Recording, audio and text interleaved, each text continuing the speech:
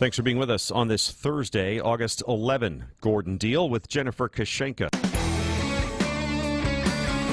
As we previewed for you yesterday, the Justice Department has released a scathing new report that says Baltimore police have engaged in a pattern or practice that violates the Constitution and federal anti-discrimination laws.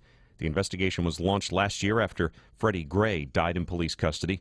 We're joined now by retired Justice Department Senior Special Agent Bobby Kimbrough, Jr., who spent 30 years in law enforcement, also author of a book called Surviving the Stop. Bobby, good morning. What'd you make of this report from Justice about the Baltimore PD? Well, good morning. Good morning. I read all 160-some odd pages of it. I thought that it brought out some interesting points, and hopefully that the report will give the PD, the BPD, a chance to fix some things and do some things differently. All right, like what, for example? Like, for example, some of the reporting practices, the contact stops that they would make. They're only reporting 23 out of 123-something, when the truth of the matter in a city with about 620-some thousand people, they were engaging in several hundred thousands of stops. Enforcement activities, the way they chose to do them, unconstitutional arrests, stops without probable cause. I mean, a whole list of things that I was looking at, and I was saying, that creates a culture of separation. It creates a culture of distrust in the community, and you can't function like that. How does that even happen? How does that go on? Well, I think what happens is when you have a culture or engaging in something, what you start to believe, a mindset that a certain group of individuals or a certain neighborhood is engaging in an activity, you start to, that thought process engages in an emotion, which then comes in action and an outcome. And what you have is it becomes cancerous. And if you don't address it, you'll find pockets of the police department or pockets of individuals. Not saying that the whole police department or nothing, when we talk about entirety, is bad, but when you have one or two or three or four engaging in an activity, you have to nip it, because if you don't, it becomes cancerous. Yeah. I've asked this question before. I'll throw it to you.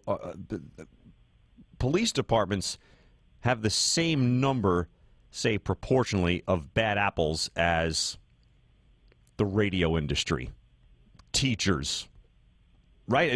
Police just happen to carry guns. But wouldn't you say that, all industries have their bad apples? Yeah, but here's the thing, though. Here's the thing.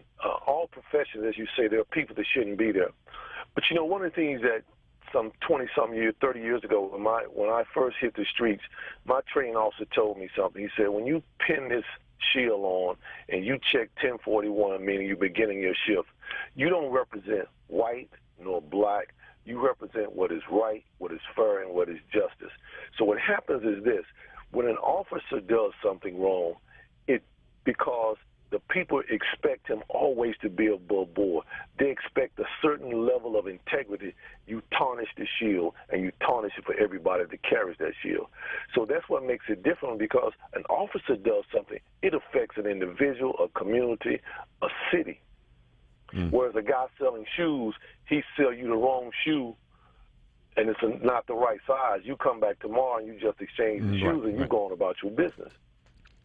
We're speaking live this morning with retired Justice Department Senior Special Agent Bobby Kimbrough, Jr., who spent 30 years in law enforcement, talking about this Justice Department report about the Baltimore PD.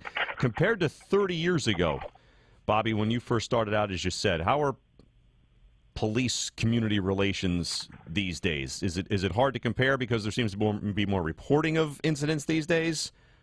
There's truly more documentation, but I think that the relationships compared to when I started some 30 years ago, it's a lot different, because the police officer in your community, you saw him walking, you saw him talking, you saw him engaging with the people in that community. Whereas now there's so much happening, there's so much technology that there's become a disconnect from the community. And that's what we got to get back to, more partnering with community groups, church groups, and things of that in the community, because they need one another. You can't have one without the other. In order to be effective in that community, you've got to have relations.